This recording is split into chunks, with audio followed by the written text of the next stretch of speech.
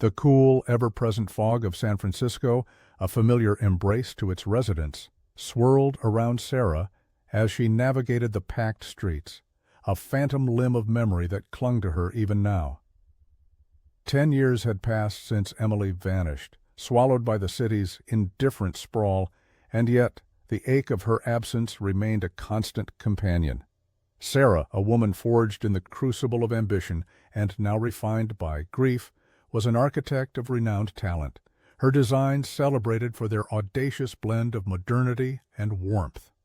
But beneath the polished veneer of professional success lay a landscape scarred by a tragedy that had not only stolen her daughter, but had also meticulously dismantled her marriage. Her new apartment, a sleek, minimalist space with panoramic views of the bay, was meant to be a sanctuary, a blank canvas upon which to paint a different future.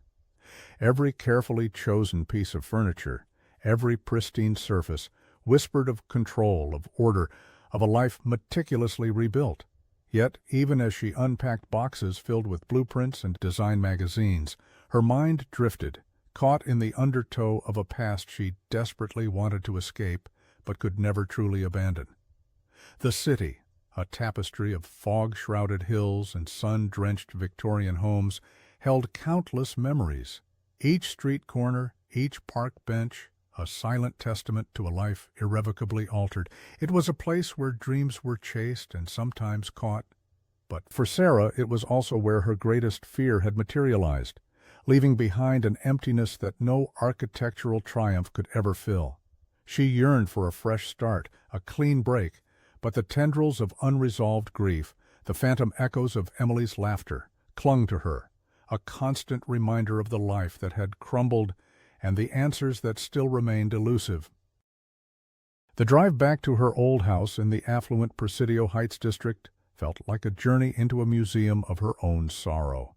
The familiar streets, lined with stately homes and mature oak trees, once represented the pinnacle of her dreams, a tangible symbol of the life she and David had meticulously built. Now each turn of the wheel brought a fresh wave of quiet desolation. The house itself, a grand Victorian with bay windows overlooking the Golden Gate Bridge, loomed against the setting sun, its once warm facade now a cold, imposing monument to absence. The for sale sign, stark against the manicured lawn, was a constant, searing reminder that this chapter of her life was definitively closing. Inside, the silence was almost deafening, amplifying the creaks and groans of the old house. Dust motes danced in the last shafts of sunlight, illuminating the emptiness of rooms that once echoed with laughter and the joyful chaos of a child. Most of the furniture had been moved, leaving behind ghostly imprints on the hardwood floors. Each empty space was a chasm, a gaping hole where a memory used to reside. She walked through the living room, where they had hosted countless gatherings, now stripped bare of its vibrant life. The dining room, where holiday meals had been shared, stood as a desolate expanse. Then she found herself in Emily's room. It was the only space that remained largely untouched, a carefully preserved time capsule of a childhood abruptly halted. The pink walls, still adorned with faint hand-drawn butterflies that Emily had insisted on, seemed to hum with a silent lament. A small white chest of drawers stood in the corner, its embossed stickers peeling slightly at the edges, a testament to countless small hands opening and closing them. The narrow bed, still draped with a faded My Little Pony blanket, was a stark, heartbreaking tableau. Sarah's fingers traced the outline of a tiny porcelain unicorn on the nightstand, a forgotten sentinel in a room frozen in time. The window, where the autumn air had once rushed in on that fateful night, was now secured with new heavy locks and grills, a futile attempt to cage a past that had already escaped. It was a mausoleum of memories, each object a painful echo of a vibrant little girl who was no longer there. David had kept it this way, a silent promise to a ghost, and perhaps a form of penance. They had tried to hold on to the marriage after Emily's disappearance, but their grief had manifested in divergent, destructive ways. David retreated into a silent, methodical existence, losing himself in his workshop, and, ostensibly, therapy sessions. Sarah, conversely, plunged herself into her work, embracing additional shifts at the hospital where she had once worked as a nurse before becoming an architect, pushing herself to the brink of exhaustion, desperately trying to drown out the relentless questions that tormented her. Small disputes, born of everyday frustrations, whose turn it was to buy groceries, why the electricity bill was so high, became bitter battlegrounds. Both knew, however, that beneath the accusations lay a crushing weight of guilt and the unbearable burden of the unknown. 6 months prior, they had finally acknowledged what they had both known for a long time: staying together would not bring Emily back. This house, once a sanctuary, had become a cage of shared despair. He appeared then, a shadow in the doorway of what had once been their shared bedroom, wiping sweat from his forehead. David, at 48, still possessed a lean strength, but the lines etched around his eyes spoke of years consumed by unspoken torment. The June afternoon sun, now streaming through the window, felt oppressively warm, and the task of loading the last boxes into his worn but meticulously maintained vintage sedan, an old Ford Falcon, was not an easy one. He moved with a practiced efficiency, every motion precise, methodical, a stark contrast to the quiet turmoil that seemed to perpetually churn beneath his composed exterior. Their shared silence was not awkward, but rather a comfortable, almost practiced rhythm, developed over 20 years of marriage and the decade of its unraveling. Even the divorce, finalized mere months ago, couldn't quite erase the deeply ingrained habits of their shared life. "That's almost all," he said, his voice a low rumble, the words clipped and final. "Just a few more left in the garage." He gestured vaguely towards the downstairs. Sarah's gaze drifted to Emily's room, its open door a silent invitation to a past she both longed for and dreaded. "I want to go into her room," she said, her voice barely a whisper, the words feeling heavy on her tongue. "One last time." David's face, usually a mask of controlled emotion, softened almost imperceptibly. A flicker of shared pain, quickly suppressed, passed between them. "Of course," he replied, his voice gentler now. "I'll finish up with the boxes." He turned, picking up another heavy carton, its contents unknown, and carried it alone down the hall. Sarah ascended the familiar stairs, her hand lingering on the smooth oak banister David had painstakingly refinished when they first moved in, a detail from a happier time. Each creak of the old wood underfoot, each whisper of the house's settling foundations, seemed to hold a memory, a phantom echo of footsteps that once bounded up these very stairs. She stopped at the threshold of Emily's room, gathering a brittle strength before turning the ornate brass handle. The air inside was still, heavy with the faint scent of old dust and childhood dreams, a poignant perfume that brought a fresh wave of tears to her eyes. The room remained exactly as it was on that fateful October night in 2015. The pink walls, adorned with faded hand-drawn butterflies Emily had insisted on, seemed to hum with a silent lament. A small white chest of drawers stood in the corner, its embossed stickers peeling slightly at the edges, a testament to countless small hands opening and closing them. The narrow bed, still draped with a faded My Little Pony blanket, was a stark, heartbreaking tableau, only the window was different now, secured with new heavy-duty locks and grills installed too late to prevent the unimaginable. Sarah remembered that October night with chilling clarity.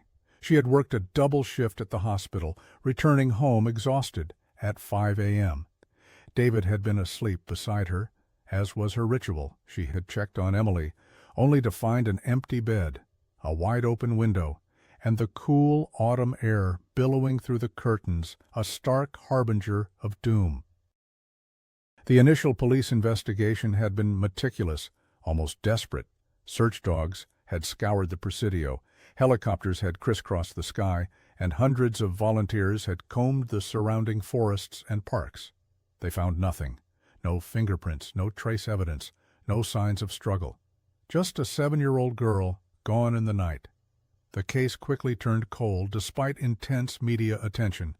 The FBI had been involved briefly, but without evidence of an interstate abduction, They eventually stepped aside. The local police department kept the case open, a file gathering dust in the cold case unit, but there were no new leads. Sarah approached the small white dresser, where a framed photograph of Emily stood, encased in a simple silver frame. Emily smiled brightly from the picture, a gap between her two front teeth, her eyes sparkling with mischievous delight. She wore a striped T-shirt and the denim overalls she adored, a tiny unicorn pin affixed to the strap. Sarah gently touched her fingers to her lips, then pressed them against the cool glass of the frame. "Goodbye, my girl," she whispered, the words catching in her throat, a fragile promise to a lost child. She wiped away her tears, a silent, solitary act of farewell, before turning and leaving the room, descending the stairs, her heart heavy with the weight of her lingering love and profound loss. David reappeared from the garage, his movements now more deliberate, his shoulders slightly slumped from the physical exertion. He carried a small, dusty toolbox, its metal clasps jingling softly, and a worn leather satchel, which he carefully placed near the front door. "That's everything," he said, his voice flat, devoid of emotion. "The house is empty now." He stood there for a moment, surveying the hollow shell of their former life, a poignant stillness hanging between them. Sarah, her eyes still red-rimmed, nodded silently. The weight of the moment, the finality of it all, pressed down on her.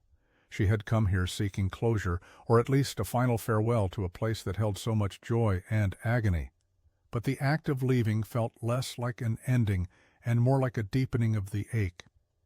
As David turned to exit, his gaze momentarily flickered towards Emily's room, a quick, almost imperceptible glance, before he moved towards the front door. "Wait," Sarah called out, the word escaping her lips before she had consciously formed the thought. David paused, his hand on the doorknob, turning back to face her. "There's one more thing," she continued, her voice trembling slightly. "I forgot to get Emily's old music player, the one I gave her for her birthday." A shadow crossed David's face, a flicker of something she couldn't quite decipher, annoyance perhaps, or a deeper, more profound sadness. He hesitated, his shoulders tensing almost imperceptibly. "Sarah," he began, his voice laced with a subtle weariness, "are you sure you want to? It might just make things harder."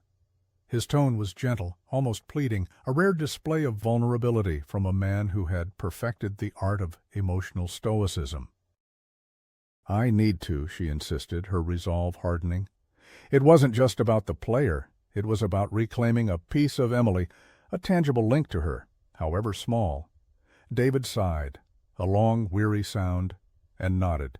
He watched as Sarah walked back towards Emily's room, his gaze lingering on her retreating figure for a long moment, before he finally pushed open the front door and stepped outside, leaving her alone in the cavernous silence. The music player sat on the dresser precisely where she remembered leaving it on that last night. It was a simple, brightly colored device, a children's toy with large, chunky buttons and a small built-in speaker. She remembered Emily's excited squeals when she unwrapped it on her 7th birthday, her small fingers eagerly pressing the record button to capture every silly sound and whispered secret. Sarah picked it up, the plastic feeling strangely cool in her palm. The weight of it, light as it was, felt heavy with the accumulated years of sorrow. She pressed the play button, her thumb brushing over the worn plastic. A soft, whirring sound filled the quiet room, then Emily's voice, clear and bright, though slightly distorted by the toy's primitive recording capabilities. Emily was singing her favorite lullaby, one Sarah used to sing to her every night. "Twinkle, twinkle, little star, how I wonder what you are."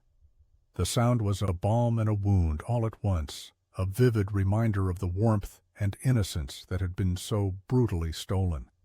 Sarah closed her eyes, letting the childish melody wash over her, a bittersweet wave of nostalgia and agonizing loss. Then the song abruptly cut off. There was a pause, a brief moment of static, and then Emily's voice again, but this time it was a whisper, filled with a child's conspiratorial glee. "In Grandpa's secret room." The rest of the phrase was muffled by a sudden burst of static, a chaotic scramble of sounds that faded into silence. Sarah's eyes snapped open. "Grandpa's secret room?" she repeated aloud, the words hanging in the air, echoing the emptiness of the house. Her father, Emily's grandfather, had passed away years before Emily's disappearance. He had been a kind, gentle man, but also intensely private, prone to quirky hobbies and a love for tinkering in his secluded basement workshop. He had always been a distant figure, a quiet presence in their lives, but never one associated with secrets, especially not from Emily. A cold knot began to form in the pit of Sarah's stomach. David had dismissed it as a child's imaginative play, a fleeting invention from a vivid imagination, but the way Emily had whispered it, the slight shift in her tone on the recording, sent a shiver down Sarah's spine. It felt different now, more real, more significant. The sound of David's car starting outside, the rumble of the engine, a jarring intrusion, pulled her from her thoughts. She clutched the music player, the faint melody of Emily's song still resonating in her ears, a chilling whisper of a forgotten secret. Her new apartment, a sleek minimalist space on the upper floors of a modern high-rise, offered sweeping views of the San Francisco Bay, a sparkling expanse that promised a new beginning. But even amidst the pristine white walls and carefully curated decor, a restless energy pulsed within Sarah. The missing project documents, crucial blueprints for a major downtown development, were more than just an inconvenience. They were a nagging anomaly in the meticulously organized life she strove to maintain. Her career was her anchor, the one area where she felt a sense of control and purpose, and any disruption to it felt like a direct threat to her fragile equilibrium. She had called David, her voice a tightrope walk between politeness and barely concealed frustration. His responses had been clipped, evasive. He claimed to be out of town, a last-minute business trip, but the tremor in his voice, the subtle hesitation before he answered, had ignited a familiar spark of suspicion within her. It was the same subtle shift in tone she'd learned to recognize during their marriage, the telltale sign that David was either holding something back or outright fabricating a truth. He had become a master of omission, a quiet architect of half-truths, especially in the painful years after Emily disappeared. He'd always dismissed her observations as overthinking, a byproduct of her stress. But Sarah had learned to trust her instincts, especially when it came to David. The memory of Emily's whisper on the toy, in Grandpa's secret room, now gnawed at her, intertwining with the unease about the missing documents and David's evasiveness. It was a flimsy thread, a child's fragmented thought, yet it clung to her mind with an unshakable persistence. She tried to rationalize it away, to dismiss it as a coincidence, a child's fantasy. But the fragmented nature of the recording, the abrupt static, felt like a deliberate act of concealment, not a random malfunction. Sleep offered no escape. Her dreams were fractured, unsettling images of Emily's room, the open window, and the haunting whisper of a forgotten secret. She woke before dawn, the silence of the empty apartment amplifying the disquiet within her.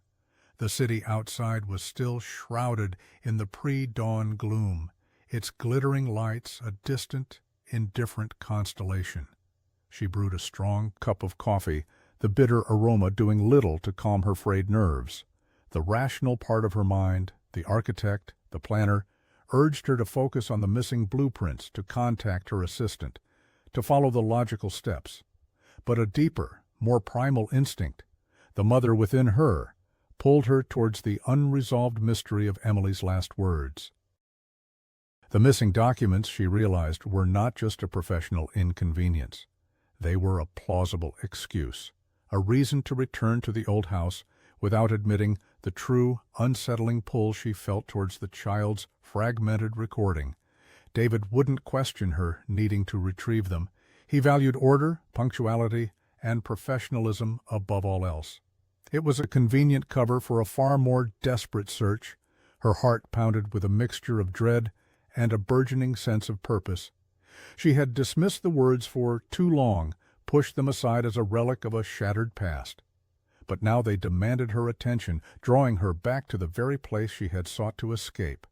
The sun began to paint the eastern sky in hues of rose and gold, But for Sarah, a cold gray certainty had already settled in. She knew with a chilling clarity that she had to go back to the house. The morning air in San Francisco, usually crisp and invigorating, felt heavy and oppressive as Sarah drove through the awakening city. The early hour meant less traffic, but the familiar streets, usually a comfort, now seemed to twist and turn, mirroring the knot of anxiety in her stomach. She passed rows of brightly painted Victorian houses, their bay windows catching the first rays of sunlight, and the bustling cafes already brewing their morning coffee, a stark contrast to the grim purpose of her journey. The thought of confronting David, of challenging his carefully constructed facade, filled her with a mixture of dread and grim determination. She knew he would be there, despite his claims of being out of town. The missing documents were a plausible excuse, a professional necessity, but the true reason for her return gnawed at her, a whisper of a secret that demanded to be heard. As she turned onto the familiar street in Presidio Heights, the large, stately home seemed to watch her with silent judgment. The "For Sale" sign on her old lawn, now starkly visible in the growing light, felt like a personal accusation. She parked the car a little down the street out of immediate sight, a small concession to the unease churning within her.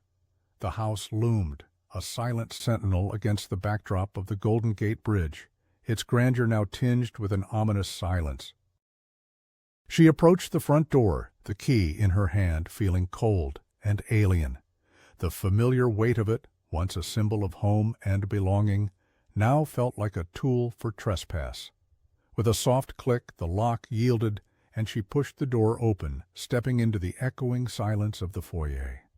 The house was cold, a chill that had nothing to do with the morning air. It was the cold of abandonment, of forgotten dreams, of a life abruptly truncated. The silence was broken by a faint rhythmic thumping coming from the direction of David's study. It was a dull, insistent sound, like something being moved or adjusted. A prickle of unease ran down Sarah's spine. David was supposed to be out of town. Had he returned earlier than expected, or was someone else here? Her heart began to pound a little faster. She moved cautiously, her footsteps muffled by the thick Persian rug in the hallway, each step a deliberate act of quiet intrusion. As she neared the study, the thumping intensified, accompanied by a low guttural murmur. It sounded like a struggle, or perhaps someone moving heavy furniture. A cold dread began to spread through her. This was not the silence of an empty house. This was the quiet tension of something unfolding, something she was not meant to witness. She paused at the threshold of the study, her breath catching in her throat. The door was ajar, a sliver of light escaping from within, illuminating a chaotic scene.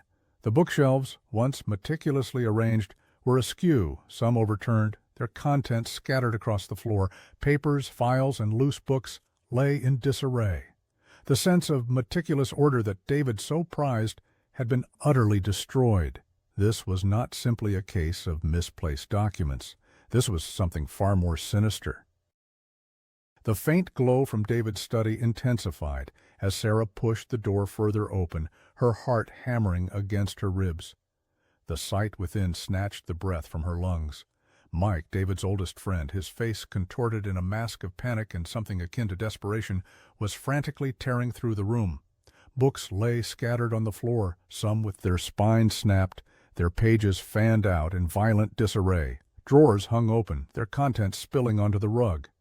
Mike's usually immaculate clothes were rumpled, his hair disheveled, and the sickly sweet scent of stale alcohol hung heavy in the air, a stark contrast to his normally composed demeanor. He was mumbling to himself, incoherent fragments of sentences, his movements jerky and uncoordinated. As Sarah stepped fully into the room, a floorboard creaked loudly under her foot. Mike's head snapped up, his eyes, bloodshot and wide with a drunken terror, fixed on her. A startled gasp escaped his lips, and he froze, caught in the act, like a child with his hand in the cookie jar. He stumbled backward, knocking over a standing lamp with a crash that echoed through the otherwise silent house. "Sarah, what are you doing here?" His voice was slurred, thick with liquor, and laced with an aggressive edge she'd never heard from him before. Mike, a mild-mannered accountant, a man who meticulously organized his finances and abhorred confrontation, was transformed into a desperate, cornered animal. "What are you doing here, Mike?" Sarah retorted, her voice surprisingly steady despite the surge of adrenaline. She gestured around the wrecked room. "And what have you done to David's study?"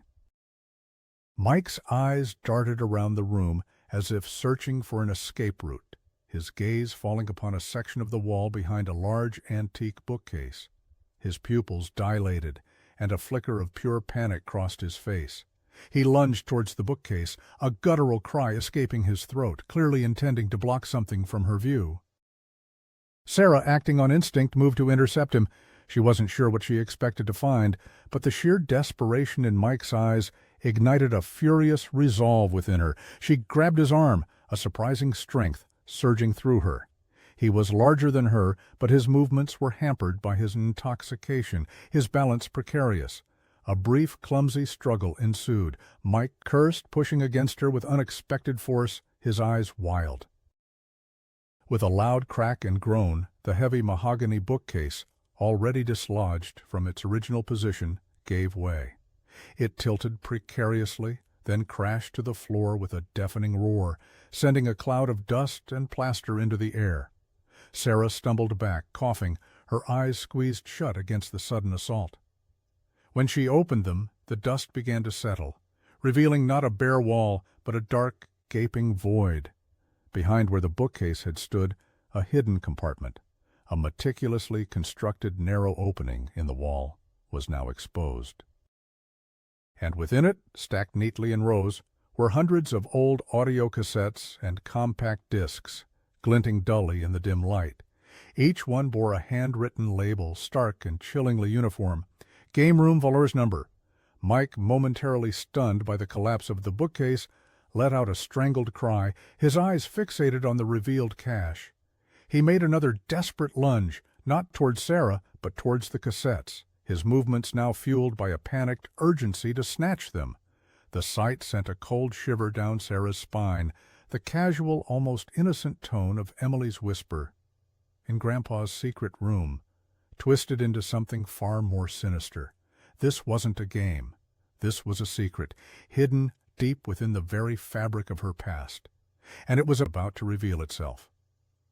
Sarah cautiously pushed the study door open wider, the faint thumping sound growing louder, more distinct. The sight that met her eyes sent a cold shiver down her spine. The room was in utter disarray, a whirlwind of scattered papers, overturned books, and dislodged framed photographs. And in the center of the chaos, wrestling with a heavy built-in bookshelf that had been pulled away from the wall, was a man. It wasn't David, it was Mike. Mike, David's oldest friend, a man Sarah had known for 20 years. He was a familiar, comforting presence at their family gatherings, known for his easygoing nature and booming laugh. But the man before her now was unrecognizable. His clothes were rumpled, stained with what looked like dust and damp earth. His usually neatly combed brown hair was disheveled, falling across his forehead, and his face was flushed, his eyes bloodshot and unfocused. He grunted with effort, straining against the heavy oak bookshelf, muttering to himself in low, slurred tones. The air in the room was thick with the faint, acrid smell of stale alcohol, and something else, something metallic and sharp, like stale sweat and desperation. "Mike?" Sarah's voice was a mere whisper, barely audible above his grunts. He froze, his body rigid, then slowly turned. His bloodshot eyes, once warm and familiar, were now cold and clouded with a strange, feral intensity. A moment of recognition flickered, quickly replaced by a primal alarm. He straightened up, his movements surprisingly agile for someone so clearly intoxicated, and lurched towards her, his hand reaching out, not in greeting, but in a clumsy attempt to push her back. "Sarah, what are you doing here?" His voice was thick, guttural, a shocking departure from his usual genial tone. He stumbled, catching himself on the doorframe, his breath heavy with the stench of liquor. "You shouldn't be here. Get out." He lunged again, this time with more force, clearly intending to physically remove her. Sarah instinctively recoiled, stepping back, her mind racing. This wasn't the Mike she knew. This was a man consumed by something dark and urgent. Fear, cold and sharp, pierced through her initial shock. Her missing documents, David's evasiveness, Emily's whispered words, they all coalesced into a terrifying, coherent picture. Mike was here for something, and whatever it was connected to Emily. He grabbed her arm, his grip surprisingly strong, digging his fingers into her flesh. Sarah cried out, struggling against him, the sharp pain momentarily overriding her fear. She twisted, trying to pull away, her eyes darting around the room, searching for anything she could use, anything to defend herself. The bookshelf, still pulled away from the wall, offered a narrow escape route. She pushed past him, stumbling into the space behind the shifted furniture. "Get out!" Mike roared, his voice laced with a desperate fury. He lunged after her, his bulk filling the narrow gap. The bookshelf, already precarious, groaned under his weight. A sickening crack echoed through the room. The bookshelf, already unstable from Mike's frantic struggle, groaned under his weight, then gave way with a resounding crash. A cloud of dust billowed into the air, momentarily obscuring everything. Sarah stumbled backward, coughing, her eyes stinging. When the dust began to settle, revealing the wreckage, a gaping hole was exposed in the wall behind where the bookshelf had stood. It wasn't just a simple hollow. It was a narrow, dark opening, roughly the size of a doorway, leading into a hidden space. Mike, sprawled amidst the debris of books and splintered wood, struggled to push himself up, his eyes wide with a mix of shock and panic. His breath hitched in his throat, and he let out a half-sob, half-curse. His gaze, fixed on the newly revealed opening, was filled with a desperate, frantic energy. He scrambled forward, clawing at the edges of the dark void, as if trying to conceal it again. But Sarah had already seen. Her heart, which had been pounding with fear, now pounded with something else, a cold, chilling certainty. This was more than just a secret passage. This was the secret room, Grandpa's secret room. The realization hit her with the force of a physical blow, stripping away years of carefully constructed denial. As Mike desperately tried to block her view, his movements clumsy and uncoordinated, Sarah pushed past him, her adrenaline surging. She peered into the darkness. It was a small, dusty alcove barely larger than a closet, but within its shadowed depths, she saw them. Not books, not tools, but hundreds of cassette tapes and compact discs, neatly stacked on makeshift shelves built into the wall. Each one was meticulously labeled, the handwritten titles stark against the plastic cases. Her eyes scanned the labels, a morbid fascination taking hold. Most of them read in David's precise, almost childlike handwriting, Playroom, Verlerner number. There were hundreds, stretching back into the gloomy recesses of the space. Her stomach clenched. Playroom! The words echoed Emily's whispered secret room, but in David's hand they took on a chilling, sinister overtone. This was not a child's innocent game. This was something far more deliberate, far more disturbing. Mike, regaining some of his footing, lunged for her, his eyes wild with a desperate urgency. "No, you can't see these," he slurred, his voice choked with panic. He grabbed at the tapes, trying to sweep them off the shelves, but his movements were clumsy, and several cassettes clattered to the floor, spilling their fragile ribbon. Sarah reacted instinctively, grabbing a handful of the tapes closest to her, clutching them tightly to her chest. She pulled away from Mike, who was now weeping, a raw, broken sound, as he continued to scramble to gather the dropped cassettes. The desperation in his eyes, the sheer terror that emanated from him, confirmed her worst fears. Whatever was on these tapes, it was something truly awful, something that had been hidden for a very long time. The sound of David's car pulling into the driveway was a sudden jarring intrusion, the low rumble of the engine, a prelude to a confrontation she no longer knew how to face. The distinct rumble of David's vintage Ford Falcon, a sound that had once signified comfort and home, now vibrated through the old house like a low, menacing growl. Sarah froze, clutching the handful of cassette tapes, her mind racing, Mike, still scrambling amidst the debris of the fallen bookshelf, his face a mask of abject terror, looked up, his eyes wide with a horrifying realization. He knew David was coming, and whatever secrets lay within that hidden alcove, they were clearly meant to remain hidden from David as well, or at least from this David. A key scraped in the front door lock, followed by the familiar click of it turning. Footsteps, heavy and deliberate, echoed through the foyer. Mike let out a strangled whimper, his desperate efforts to gather the scattered tapes intensifying. He seemed less concerned with Sarah now, and more with protecting the secret from the man who was about to walk into the room. "Sarah, I heard a crash. Everything all right in here?" David's voice, usually calm and measured, held a faint edge of concern, almost curiosity. Mike's eyes darted wildly between Sarah, the exposed hidden room, and the approaching footsteps. A primal instinct for self-preservation seemed to take over. He lunged past Sarah, a frantic, desperate movement, heading not for the front door, but for the back entrance, a less conspicuous escape route. He crashed into the kitchen, the sound of scrambling feet and a clatter of something falling echoing back. David appeared in the doorway of the study, stopping abruptly.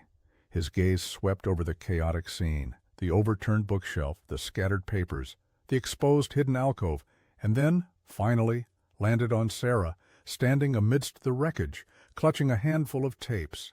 His eyes narrowed, a flicker of something unreadable, shock, anger, betrayal, crossing his face. His jaw tightened, and the pleasant veneer he usually maintained slipped, revealing a raw, tense vulnerability she hadn't seen in years. What is all this, Sarah?" he asked, his voice low, almost a growl. His eyes drifted to the exposed cavity, then to the tapes in her hand. A cold, hard realization dawned in his expression. "What have you done?" Sarah stood her ground, her body rigid with a mixture of fear and a newfound resolve. "What have you done, David?" she countered, her voice trembling but firm. She held up the tapes, their labels. "Playroom, forlorn number," starkly visible. "What is this playroom?" David's face went utterly blank, a chilling stillness descending upon him. The brief flash of emotion vanished, replaced by an unnerving emptiness. He took a slow, deliberate step forward, then another, his gaze fixed on the tapes in her hand, a silent, predatory focus. He didn't speak, but his intent was clear. He wanted those tapes, and the silent, unblinking intensity in his eyes was far more terrifying than Mike's drunken rage. Sarah instinctively took a step back, her fingers tightening around the fragile plastic, the weight of the secrets they held suddenly immense. The air in the room crackled with unspoken tension, thick with the weight of a decade of lies and the terrifying truth that was about to shatter their world. The tension in the air was palpable, thick and suffocating. David stood before her, his posture rigid, his face a mask of controlled fury. The silence stretched, broken only by the rapid thumping of Sarah's heart in her ears. She clutched the tapes tighter, her knuckles white against the dark plastic. She had dialed 911 the moment she saw Mike, her trembling fingers punching in the numbers, her voice a hushed urgency as she reported a break-in and assault, but the call had seemed to take an eternity to connect. Now the distant wail of sirens, faint at first then growing steadily louder, offered a glimmer of hope, a promise of impending intervention. David's eyes, cold and unwavering, remained fixed on the tapes in her hand. He took another slow step forward, a predatory calm in his movements. "Sarah," he said, his voice dangerously low, each syllable carefully articulated, "give me those tapes." It wasn't a request, it was an order, delivered with an almost clinical precision that sent a fresh wave of fear through her. "No," she managed, her voice barely a whisper, but firm in its defiance. She instinctively took another step back, pressing herself against the remnants of the fallen bookshelf, the splintered wood digging into her back. The sirens were closer now, a rising crescendo that promised to shatter the suffocating silence of the house. A flicker of something akin to desperation crossed David's face. Swiftly masked by a renewed intensity, he lunged, a sudden swift movement that belied his calm demeanor. His hand shot out, not to hurt her, but to snatch the tapes from her grasp. Sarah screamed, a raw, involuntary sound, as she tried to pull away, her fingers slipping against the smooth plastic. But his grip was strong, unyielding. Just as his fingers brushed against the tapes, the distinct sound of car tires screeching to a halt outside reached them. Then, urgent voices, sharp and authoritative, barked commands. "San Francisco police! Hands where I can see them!" David froze, his body taut with thwarted rage. He looked towards the open front door, then back at Sarah, a chilling mixture of fury and resignation in his eyes. For a fleeting moment Sarah saw the true depth of his desperation, the raw, visceral terror of a man whose carefully constructed world was about to collapse. The police burst into the room, their movements swift and decisive. Two uniformed officers, their faces grim, surveyed the scene. One immediately moved towards David, his hand on his sidearm, while the other quickly assessed Sarah, noting her disheveled state and the remnants of the struggle. "Are you all right, ma'am?" the officer asked, his voice calm and professional. Sarah nodded, breathless, still clutching the remaining tapes to her chest. "Yes," she gasped, pointing a trembling finger towards David. He tried to take these from me, and that man, Mike, he've attacked me earlier. He ran out the back." The first officer immediately began to question David, who stood silently, his face now a mask of stoicism, his gaze fixed on the hidden alcove behind the broken bookshelf. The second officer, after ensuring Sarah's immediate safety, moved towards the exposed wall, his flashlight beam cutting through the dust-filled air. It illuminated the hundreds of tapes, neatly stacked, their stark labels, playroom, volume number, gleaming ominously in the beam. "What is this?" the officer murmured, his voice laced with a growing unease. He reached out and carefully picked up one of the tapes, his eyes widening as he read the label. Sarah's gaze was drawn to the scene, a morbid fascination overriding her fear. The realization that the police were now witnessing the horrifying truth, the secret that had haunted her for a decade, was both terrifying and liberating. The sirens outside had faded, replaced by the hushed voices of the officers, the occasional crackle of their radios, and the slow, methodical process of discovery. The mystery that had consumed her life for 10 long years was finally, irrevocably, coming to light.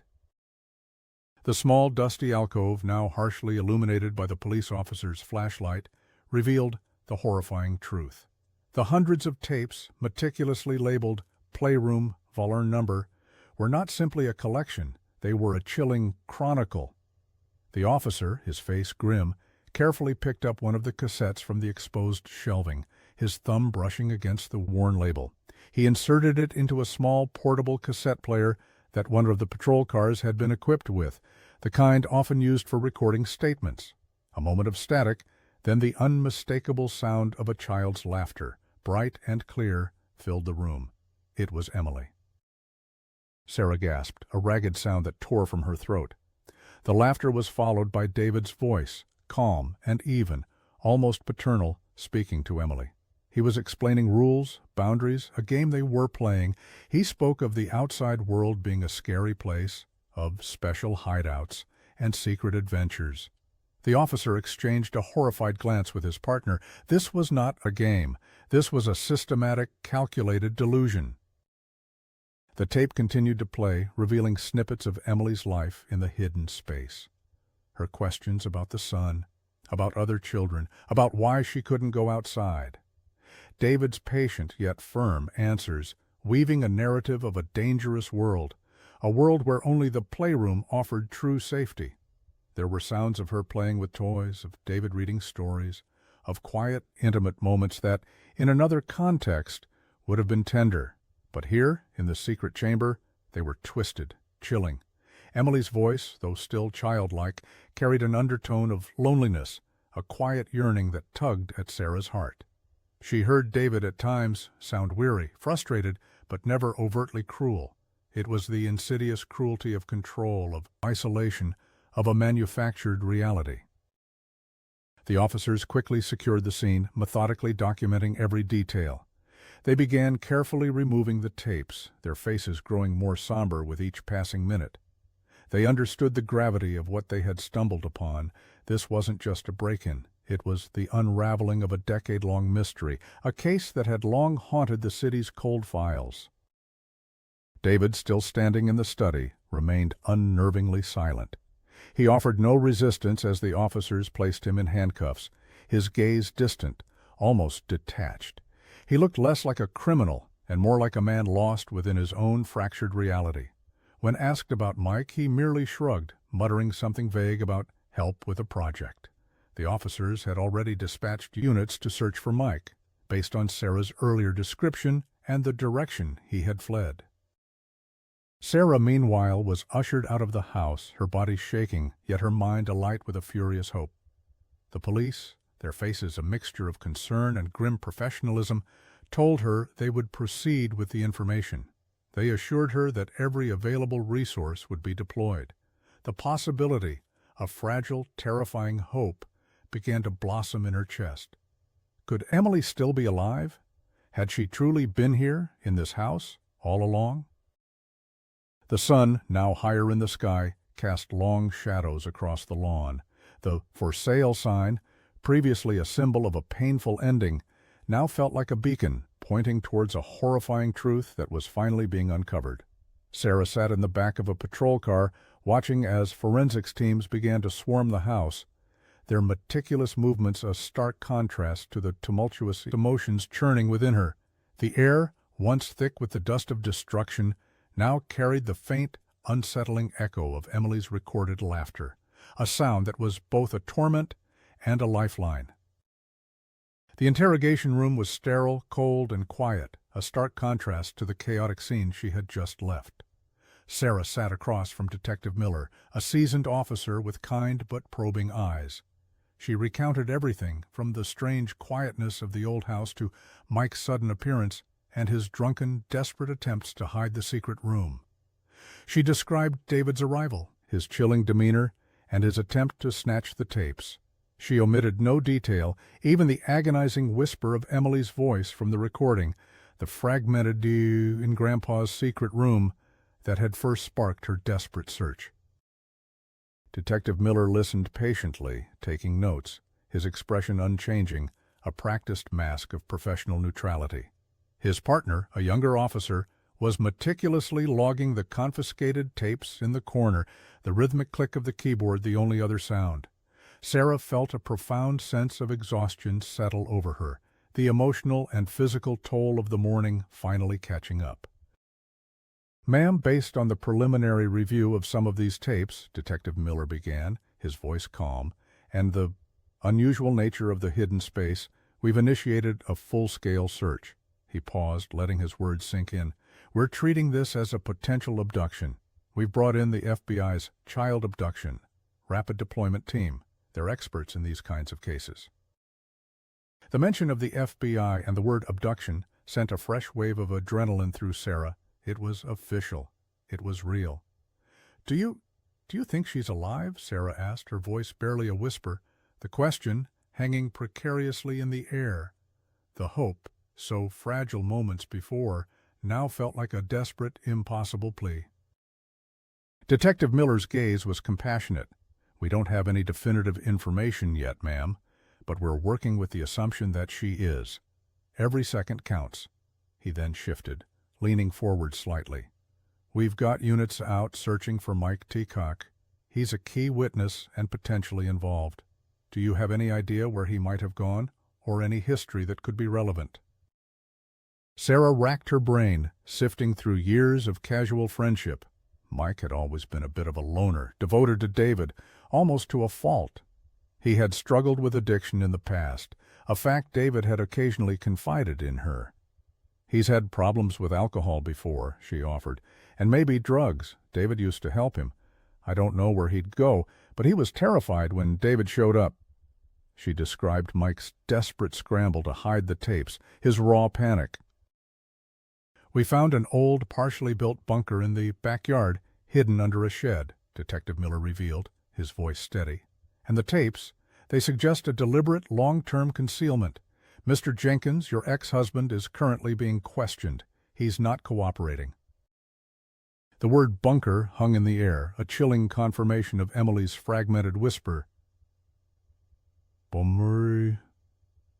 In Grandpa's secret room, her father, Sarah's father, had been an amateur prepper, fascinated by survivalism, building a small reinforced cellar years ago, a place he jokingly called his panic room during the Y2K scare.